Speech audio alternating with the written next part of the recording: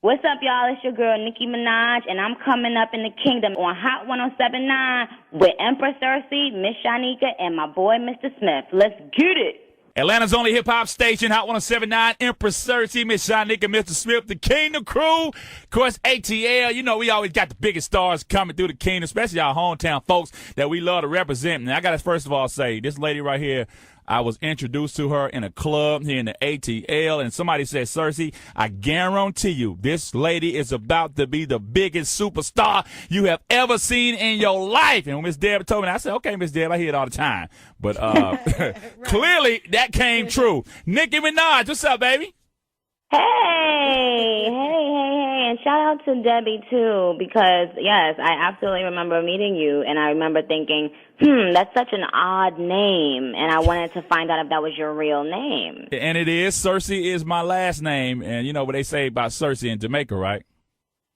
What do they say about Cersei in Jamaica? It's good for your body. Ew. Ooh, okay now.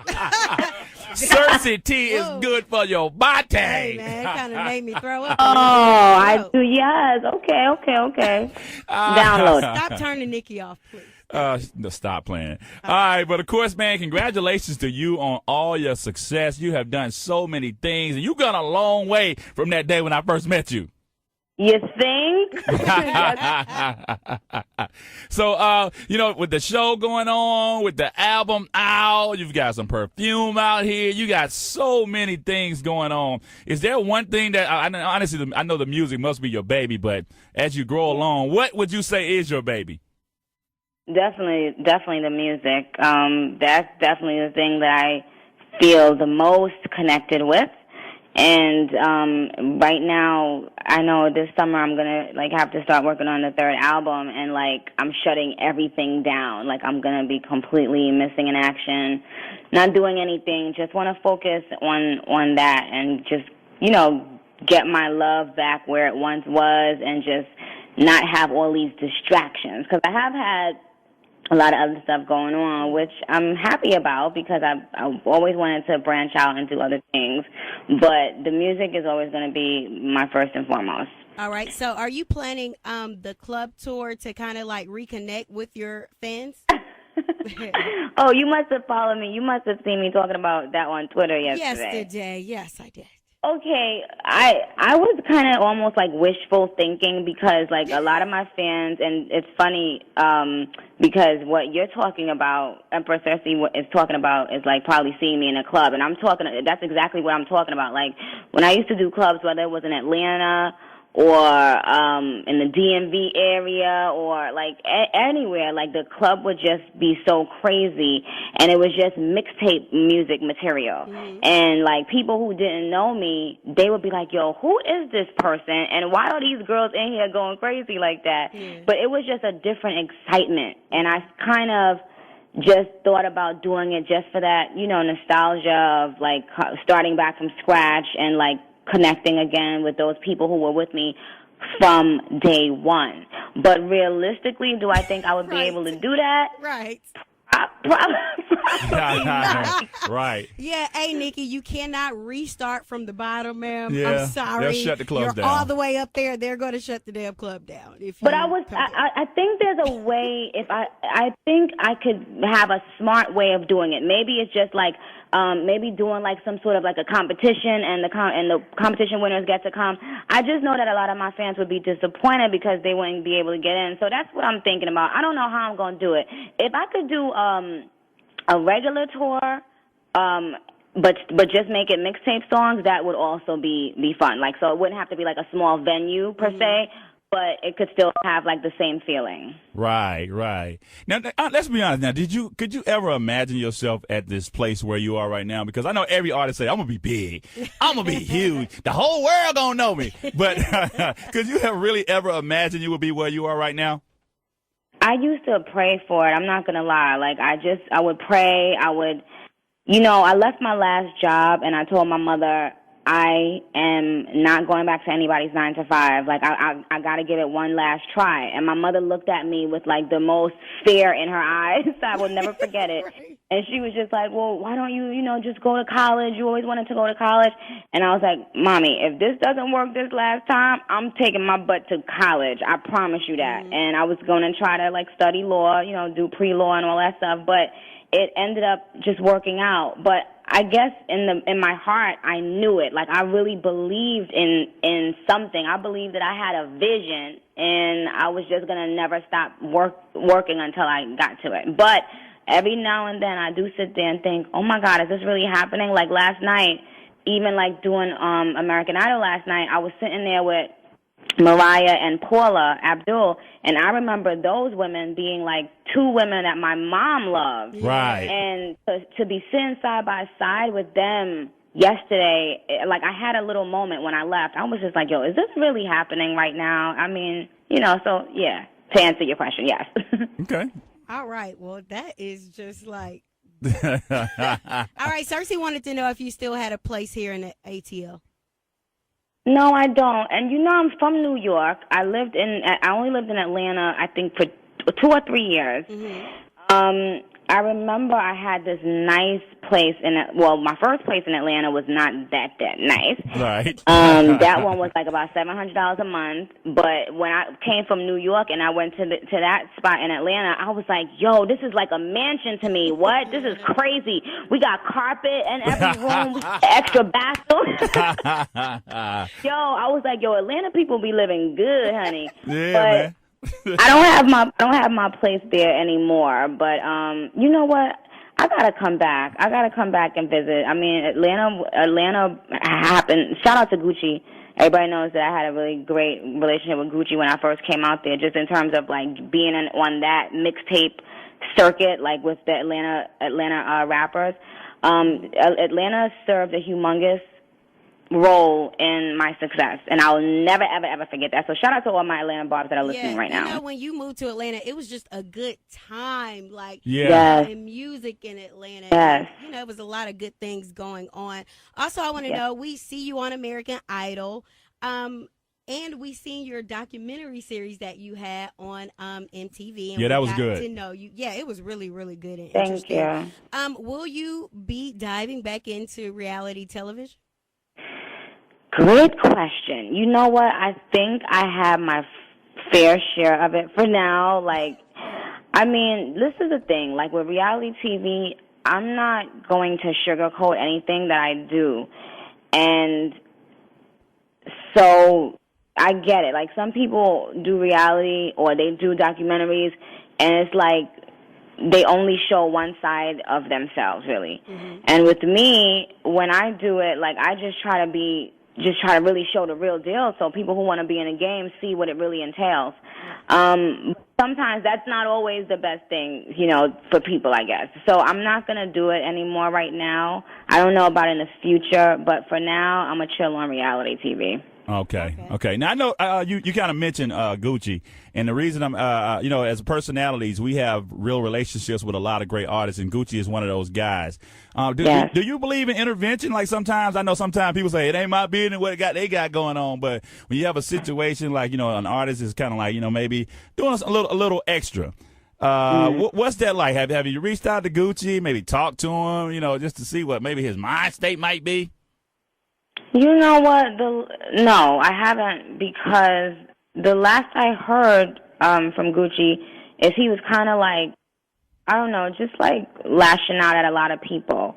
And I think that he felt a certain kind of way because if he wants something done right, if he has a request, he wants it done. And if you can't do it right then and there, oh, honey child, God forbid you on tour in Australia, Gucci gonna be mad. Right. So it's I separate Gucci the artist from Gucci the person.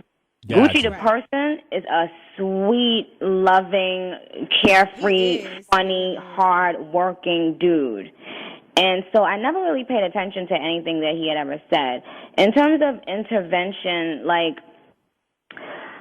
I think about how talented he is, and I kind of wish there was somebody that could step in and say, Gucci, if you only knew how special you were, you would take a moment to really just get centered. I just think he needs to center himself. And not to point fingers, because I've had moments when I needed to center myself. Sometimes you just need to be alone in a meditating type of place, and just kind of block out all the other noise and begin to focus on who you are and what you really want out of life. I think if he could get to that place, he'll be great, because nobody could ever deny the fact that he kind of revolutionized a lot of things in the underground mixtape world. And he also spawned a lot of careers. Right. You know, he obviously with Waka a lot. When I met Gooch, Waka was his hype man.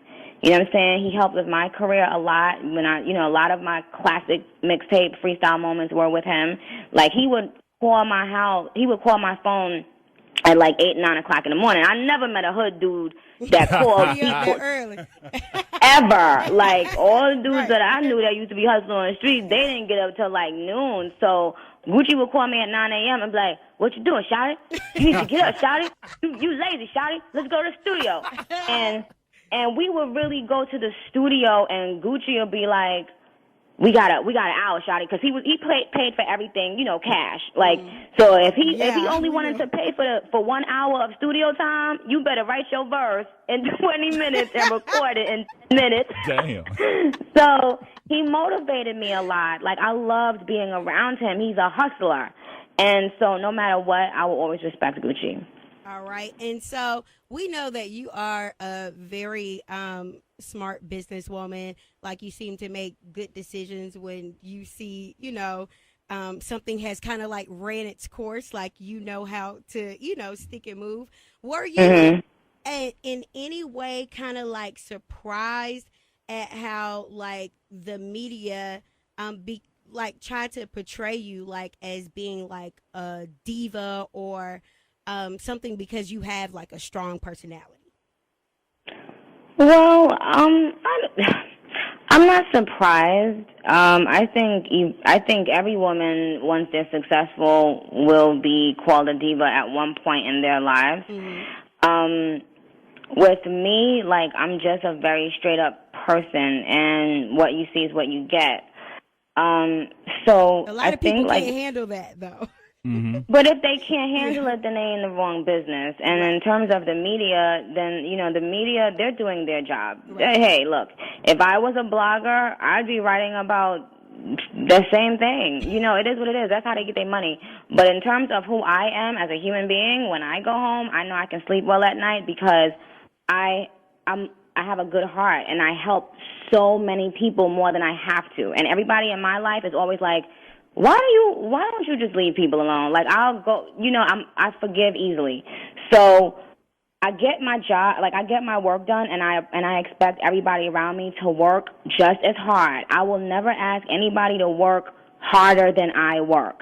Right. But when you come from absolutely nothing and you have fought your way to the top, then you get to the place in your life, especially as a woman, where you don't tolerate bullshit. Right. And I'm sorry, if that's what they want to label it, then they have my blessing to label it as a diva. But sometimes, you're going to have your moments when you're laughing, and sometimes you're going to have your moments where you got to pull a whip out, because every day I'm on the phone with lawyers and billionaires and people who need to know that I take myself very, very seriously. And I would encourage every woman in the world listening right now to take herself very seriously. Don't go around these people acting like it's all fun and games and you laughing. And no, I laugh with my fans, because they get Onika. They get the little girl in me. Everybody else, come correct, handle your business, and I'm going to handle mine. We got to talk about this new song, though. Yep. But before we get to the song, I know we're going to drop it, but I did want to ask you, there are limitations. I know there's certain things. I think I'm pretty talented. I can do a lot of stuff, but there are some things that I know that I just can't do. And I want to know, what is it that Nicki Minaj just can't do? You sing, you got, everything else going on. Like, what's one thing that you cannot do? It's tons of things I can't do. Can you cook? That's why I have so many people. Can you cook? Can you cook? Huh? Can you cook? Oh, girl, yes. Now, if it's one thing I can do, is cook. What you been Now, cooking, that's Shawty? one thing I can do, and I love to cook. Okay, granted, I don't have like 50 million dishes and all of that, Okay. but the 10 dishes that I can make be tasting straight out of a restaurant. Whoa. I mean, I guess that's what girls should be able to do, right? Yeah. Right. Even if you're a business lady, you got to be able to come home, put your apron on, and cook something up in that pot. What's your specialty? What Your number one meal that everybody like, Nikki, please, can you just cook? Oh, okay. If I really have to just go down a line, then like, okay, my spaghetti, my sautéed kingfish, my boneless stewed chicken, my macaroni and cheese, Damn. my brownies, my the list goes on and on, child. Now, that macaroni, it's hard to get a good batch of macaroni. Oh no, I swear for God, hunty, every batch of my macaroni cheese be tasting finger licking good. Every. I love it.